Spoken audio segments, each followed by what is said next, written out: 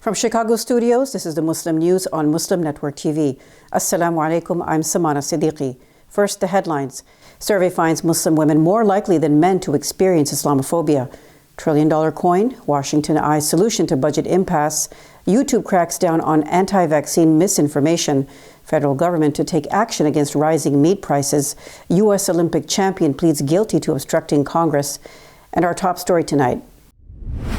Muslim women in the United States are more likely than men to have personally experienced Islamophobia. That is one of the findings of a report released yesterday by the Othering and Belonging Institute at the University of California, Berkeley.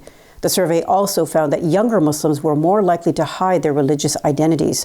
It also revealed that many Muslims self-censor themselves out of fear of how others may react to them. A total of 1,123 Muslims in the U.S. participated in the survey. It was conducted virtually between October 14th and November 2nd last year. Talk of a $1 trillion U.S. coin has returned to Washington. This comes as Congress is mired in another political impasse over raising the debt ceiling. The president could direct the Treasury Secretary to mint a $1 trillion piece that could be deposited in the Federal Reserve and used to cover a big portion of Washington's bills. Such a maneuver would bypass Congress. Treasury Secretary Janet Yellen warned on Tuesday that the government would run out of cash unless the federal borrowing cap is lifted. YouTube announced Wednesday it would remove videos and some high-profile users that falsely claim approved vaccines are dangerous. The move comes as social media networks seek to crack down on health misinformation around COVID-19 and other diseases. YouTube said it had removed more than 130,000 videos since last year for violating its COVID-19 vaccine policies. In related news, United Airlines says it will dismiss nearly 600 employees who refuse to comply with the requirement to be vaccinated for COVID-19. Company officials said Tuesday that another 2,000 employees have requested a medical or religious exemption to the vaccine requirement. While U.S. grocery prices have been on the rise due to the pandemic, increasing meat prices are cited as one of the primary reasons for food inflation.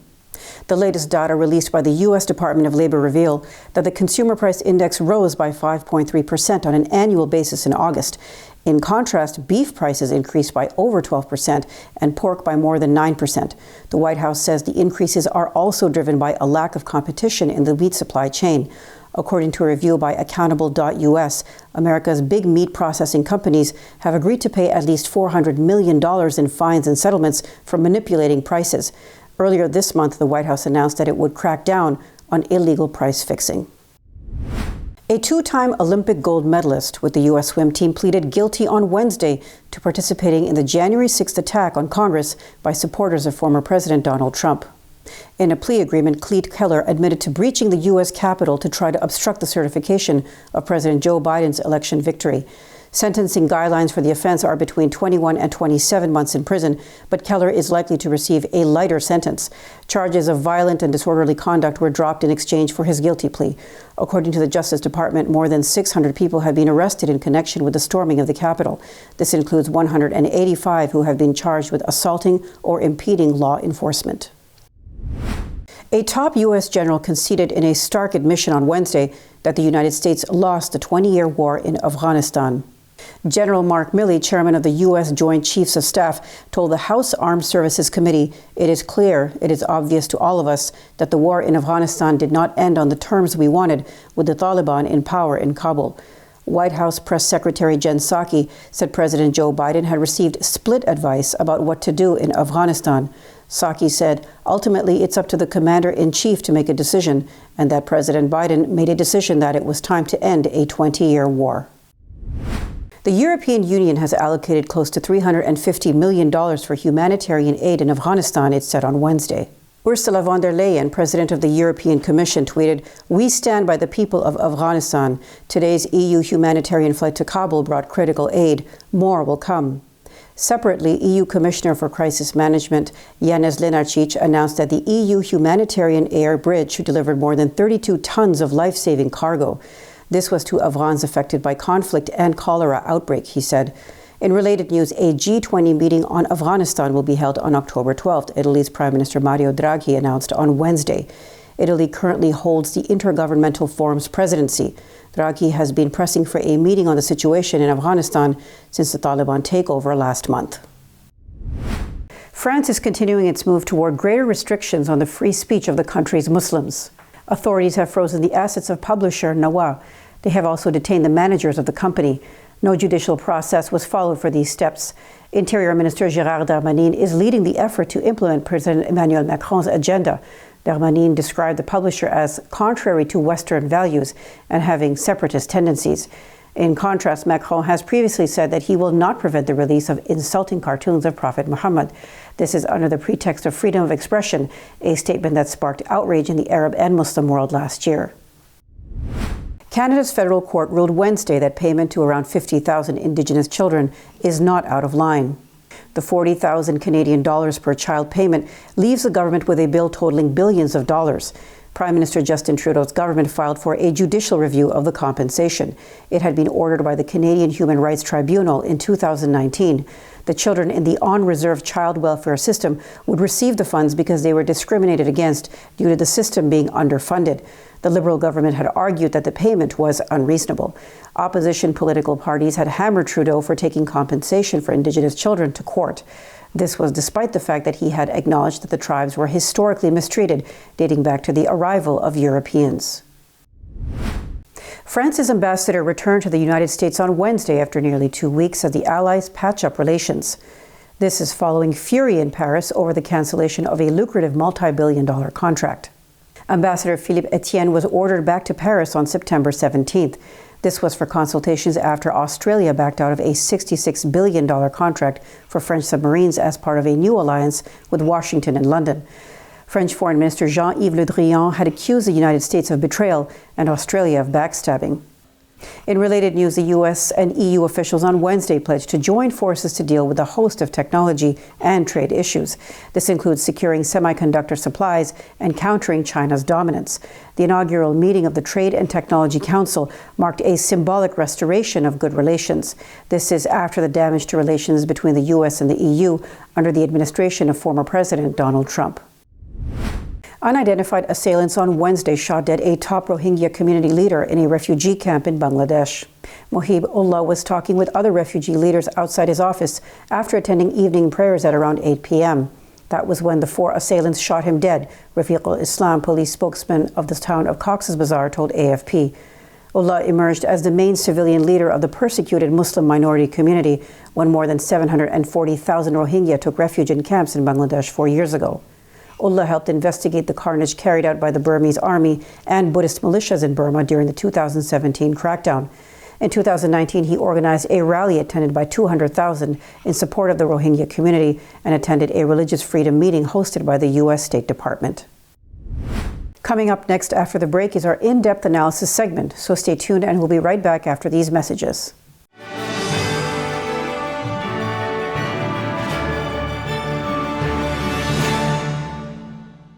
If I could be you, and you could be me for just 1 hour. If we could find a way to get inside each other's minds. Walk a mile in my shoes. Walk a mile in my shoes. Well, before you abuse, criticize, and accuse. Walk a mile in my shoes. There are 16 million children struggling with hunger in America. That's 1 in 5 daughters, sons, neighbors, and classmates who don't know where their next meal is coming from. Yet billions of pounds of good food go to waste every year. It's time we do something about it. Feeding America is a nationwide network of food banks that helps provide meals to millions of kids and families in need. Visit feedingamerica.org to help them feed even more. Together, we can solve hunger. Together, we're feeding America. Despite the development of a COVID-19 vaccine, millions around the world will not have access. We need a vaccine that's free and available to everyone, everywhere. It's time for a people's vaccine. Our fellow Americans. Right now, the COVID-19 vaccines are available to millions of Americans. And soon, they will be available to everyone. The science is clear. These vaccines will protect you and those you love from this dangerous and deadly disease. They could save your life. So we urge you to get vaccinated when it's available to you. That's the first step to ending the pandemic and moving our country forward. It's up to you.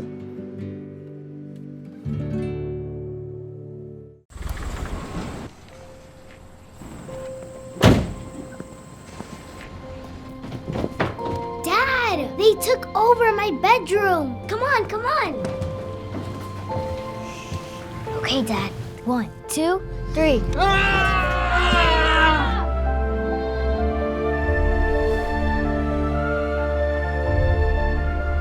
Dad!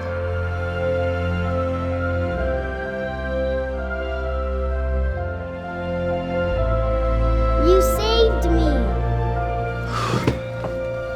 Dad?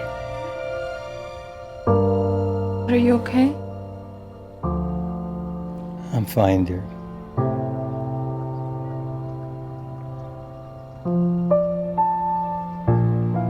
Your hero needs you now, and AARP is here to help.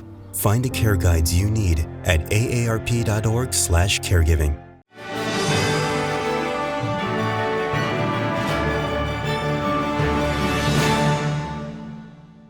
Welcome back. To discuss the issue of France's ongoing anti-Muslim campaign, let's go to Imam Abdul Malik Mujahid. Over to you, Imam Mujahid. Thank you, Samana. France has gone a bit crazy. I would say so because they just banned a publisher that it is publishing against the Western values. But at the same time, the same government says that we will protect the insulting cartoons. So it is, how do they justify it within their intellectual discourse is one question, but elections are coming and they are going after Muslims in many, many ways. And one way is banning their organizations. Another way is limiting visa to Muslim countries in Africa, which they actually used to occupy and brutally killed millions of people there.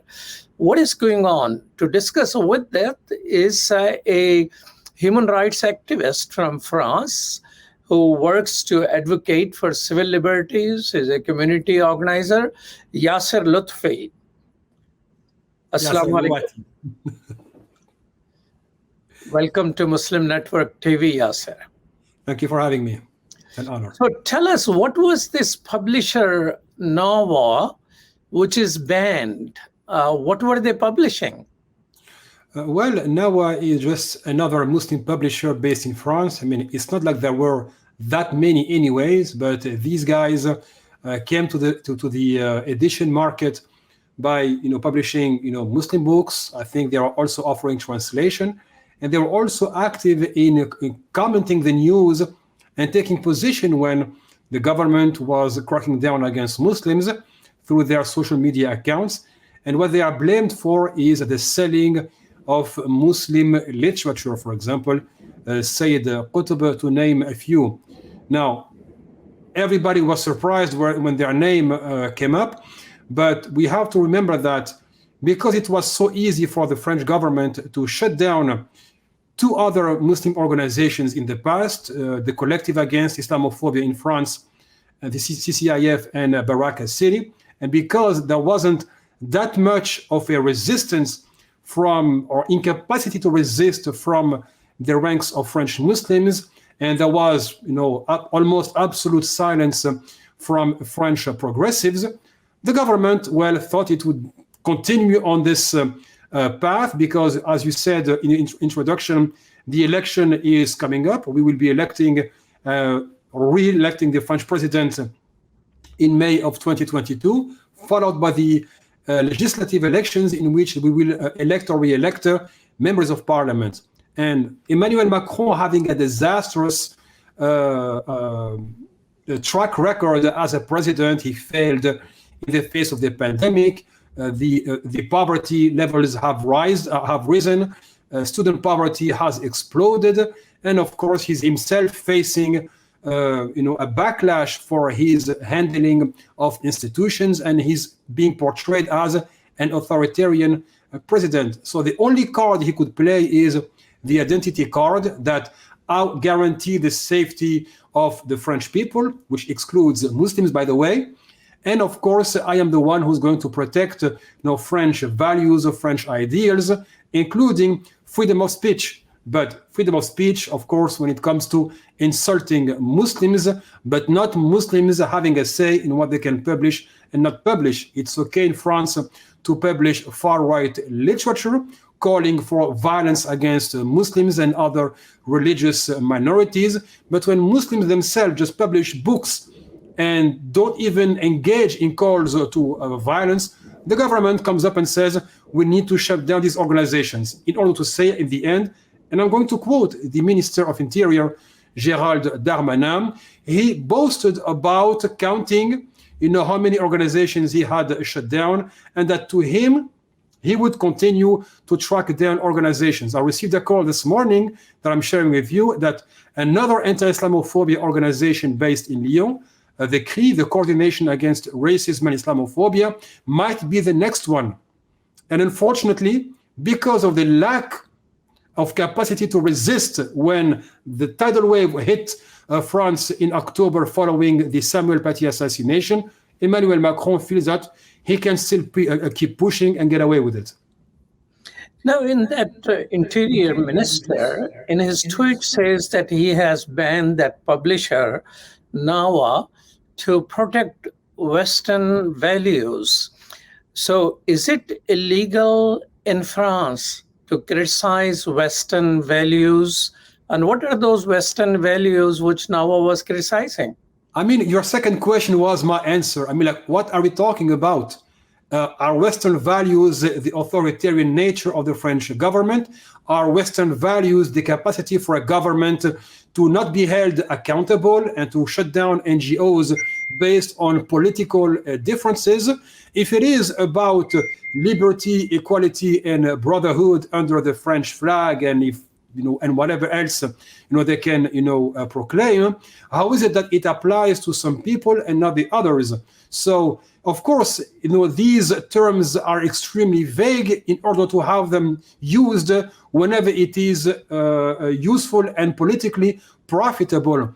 Now, when the government speaks of Western values, I don't know if he speaks about the racist policies being passed by this country, the brutality of the police that has been cracking down on blacks, Arabs, and Muslims, and now against white people, as we saw it with the Yellow Vest movement, the corruption rigging the Emmanuel Macron administration. Honestly, I do not know. But what I do know is that these terms are always used as vaguely as possible in order to specifically target the enemy within and then justify further repression. So tell me this, I'm in France, a lot of intellectuals there and all those things. How are they taking it? How do they deliberate on the process in which one publisher, because I'm assuming they have some criticism of the Western values, is banned while the other thing is okay? So how are they deliberating? Intellectually speaking, scholarly speaking, are there some intellectuals saying, what is this nonsense? Or it is the duty of Muslims to point out what type of double standard it is? Well, first, what I forgot to mention earlier is that it is not prohibited to criticize Western values. There is no law against it. And it is not prohibited to criticize the French government, but because the government will crack down against those who are unable to resist, he will go down that path and then proclaim to be protecting Western values. As for French intellectuals, we are in a situation where the term intellectual has been redefined implicitly. What I mean by that is that we have public figures who pose as intellectuals, but who are only giving an intellectual legitimacy to the ideology in power.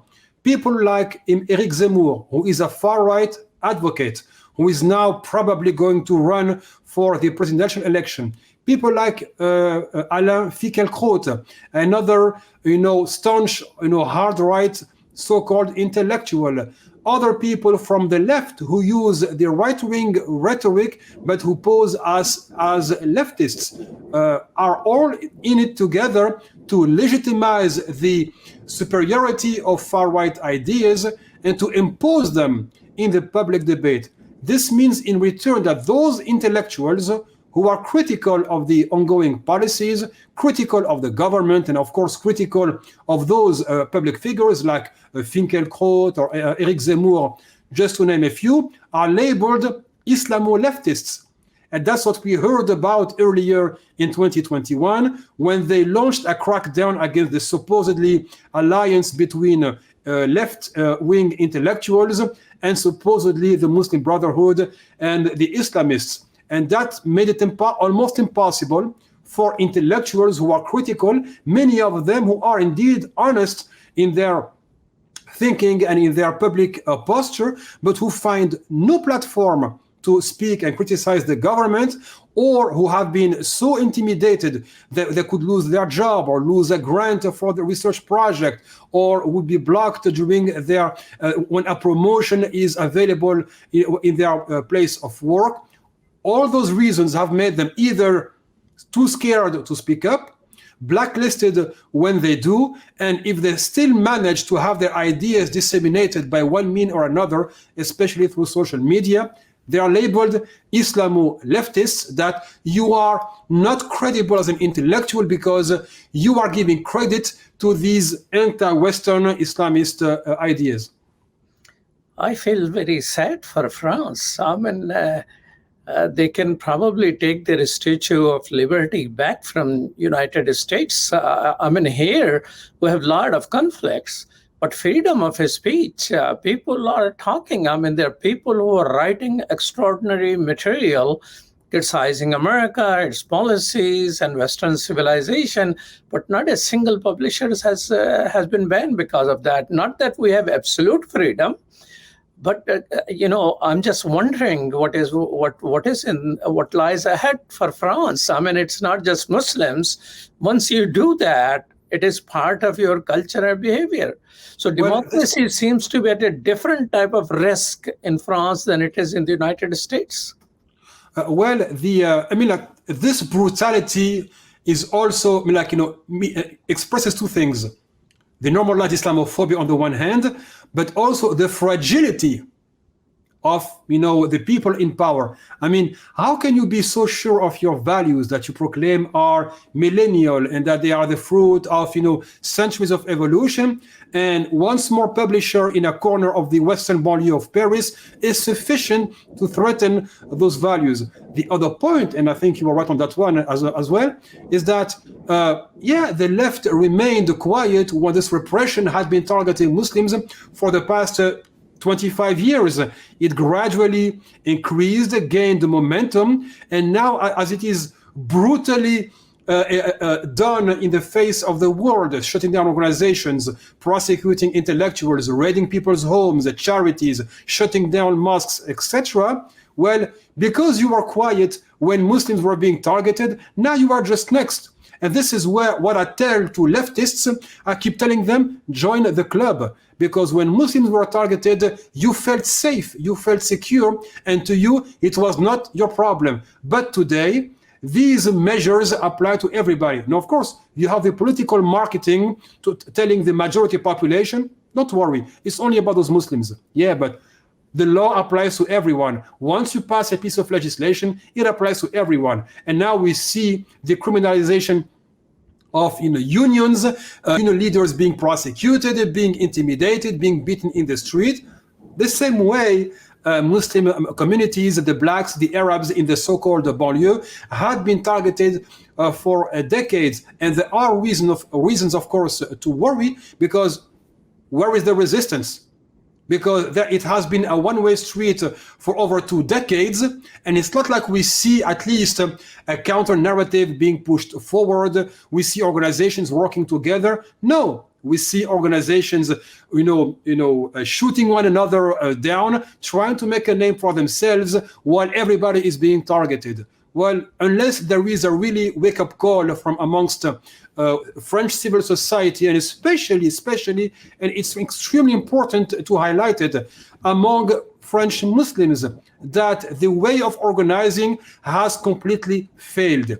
It's a complete debacle, and it's a disaster, because the model based on the monopoly of one organization or the duopoly between two organizations, and that community leaders are not held accountable. There is no transparency. There is no empowerment. And the only thing people know to do is to expose a problem, complain about it, and expect the government to tackle it. That has completely failed. And if people want to, as minorities, want to compare their situation to other minorities, religious minorities or others, well, if the government does not crack down on other minorities, and if the government protects other minorities, maybe it's because the political work has been done and the citizen lobbying has been accomplished, which means policymakers are held in check, and those communities are using the full extent of the law, but are also training their people, between quotation marks. They are training activists, developing leadership programs, and they are constantly on the lookout for another fight against repression when it hits them. My call now is, yes. Is the current limiting of the visas to people from Morocco, Algeria, and Tunis, is it part of the same Islamophobic policies which France is pursuing, or is it something different? Well, it is indirectly linked, because now, as you know, the election is, has begun since September. Political parties are choosing their candidates or endorsing their candidates.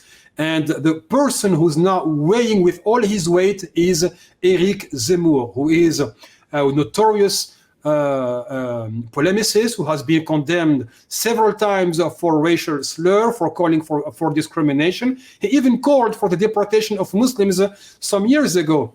And that individual, after having been given a platform for many years, over 15 years, has gained so much notoriety and so much power that now he's running for election. Because of that, all parties and all candidates have to position themselves according to what Eric Zemmour is proclaiming. And this, call to reduce the number of visas for Morocco, Algeria, and Tunisia comes in the midst of this atmosphere that we are going to not only send back illegal immigrants from those countries, but because those countries don't want to welcome those illegal immigrants, we are going to reduce the number of delivered visas. And that's in order for Macron to say, you see, I am not weak in the face of immigration. I can be as tough on blacks, Arabs, and the non-white immigration as Eric Zemmour proclaims to be. Now tell me this, how many Muslims are there in France?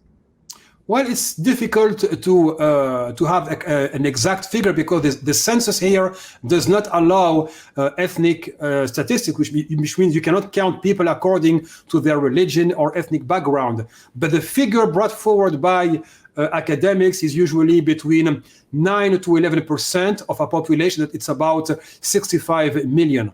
So we are talking quite a sizable population in France. So who are the allies of Muslims in the society?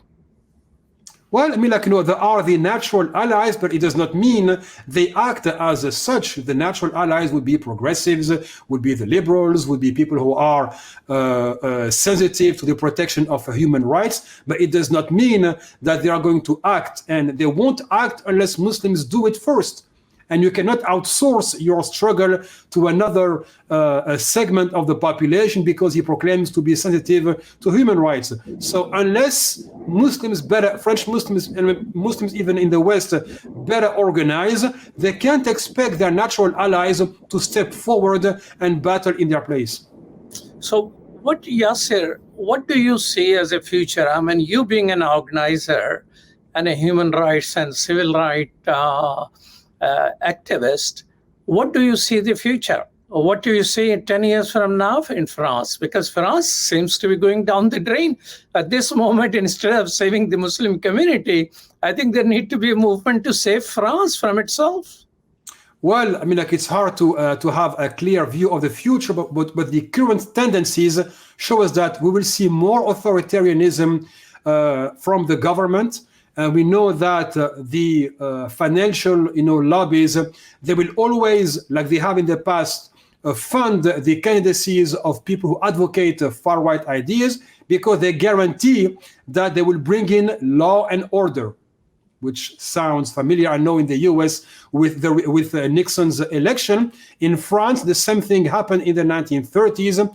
Between the First and Second World War, we had the Popular Front, which was a left-wing government that that applied social progress and applied, of course, the welfare state's best measures, healthcare coverage, etc. But today, as we are witnessing a crumbling of capitalism, as we see the European project failing, as we see France being humiliated, as we saw it with the latest coup by Biden and Boris Johnson with the submarines crisis, France will be ever more isolated on the international scenes, and for its government to gain more legitimacy, will flex its muscles domestically. So that means more repression from the government. As people are getting poorer, we will see more clash erupt, social upheaval, and we will see ever more anger rising from the grassroots. The outcome of it could be even more repression. People have even called for the military to step in and take power. Some sociologists, demographic analyst like Emmanuel Todd spoke of another coup in France that would be organized in the halls of power to have a new political system, the same way it happened in 1958 when this current republic was born with Charles de Gaulle. There was a coup organized, and overnight French people discovered, well, Charles de Gaulle is our president and we have a new republic. This could happen as we keep accumulating and stacking the problems without long-term solutions to them. Well, thank you so much, Yasser Al-Awati, for your wisdom and thoughts. Appreciate that. Thank you for having me. Thank you, Imam Mujahid. That's all from our Chicago studios tonight. Thank you for tuning in. You can find previous episodes and more on our YouTube or Facebook. For more content, keep watching Muslim Network TV or visit muslimnetwork.tv. Salam and good night.